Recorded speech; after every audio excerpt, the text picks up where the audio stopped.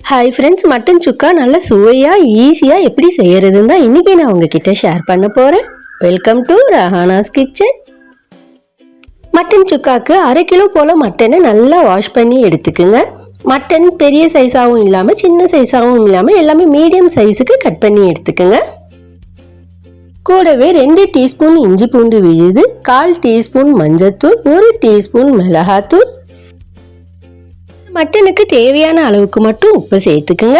நல்லா கலந்து விட்டுக்குங்க. 1 மணி நேரம் அது நல்லா ஊறி வரட்டும். அது ஒரு பக்கம் இருக்கட்டும். 1 மணி நேரத்திற்கு அப்புறம் கடாயை 3 டீஸ்பூன் எண்ணெயை விட்டுக்குங்க. எண்ணெய் காஞ்ச உடனே 2 ஏலக்காய், கூடவே சின்ன துண்டு பட்டை, 1/2 ஜாதி பத்திரி, 3 லவங்கம், 3 பச்சை மிளகாவை சேர்த்து தாளிச்சு விட்டுக்குங்க.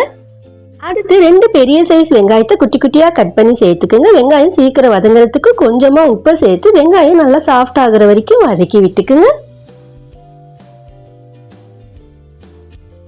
வெங்காயம் வதங்கி சாஃப்ட் ஆனதுக்கு அப்புறம் நம்ம மேரினேட் பண்ணி எடுத்து வச்சிருக்கிற மட்டனை சேர்த்து விட்டுக்குங்க.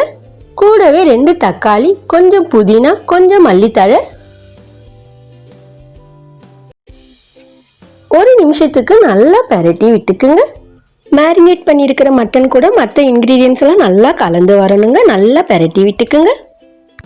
அடுத்து 2 டம்ளர் அளவுக்கு தண்ணியை சேர்த்து கலந்து விட்டுக்குங்க.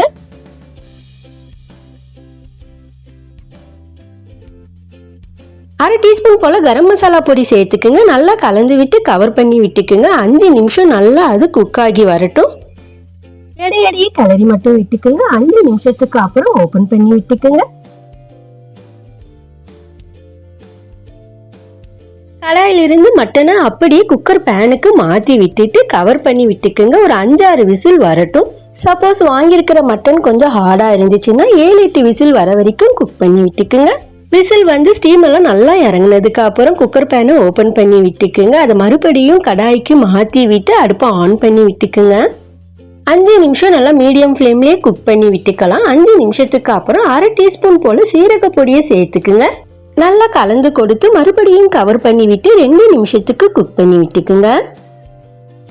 2 நிமிஷத்துக்கு அப்புறம் ஓபன் பண்ணி விட்டு உங்களுக்கு எந்த அளவுக்கு சுக்கா கன்சிஸ்டன்சி வேணுமோ அந்த அளவுக்கு குக் பண்ணி விட்டுக்குங்க. கடைசியா 1 டீஸ்பூன் அளவுக்கு மிளகு பொடியை சேர்த்து விட்டுக்குங்க. நல்லா கிளறி விட்டுட்டு 1 நிமிஷம் குக் பண்ணி விட்டு அடுப்பை ஆஃப் பண்ணி விட்டுக்குங்க. மட்டன் சுக்கா சூப்பராக ரெடி ஆயிடுச்சுங்க. நீங்களும் இந்த மாதிரி ஒரு தடவை ட்ரை பண்ணி பாருங்க. மேலும் இது போல பல வீடியோக்களுக்கு நம்ம சேனலை சப்ஸ்கிரைப் பண்ணுங்க. பக்கத்தில் இருக்கிற பெல் ஐகானை கிளிக் பண்ணி சப்போர்ட் பண்ணுங்க.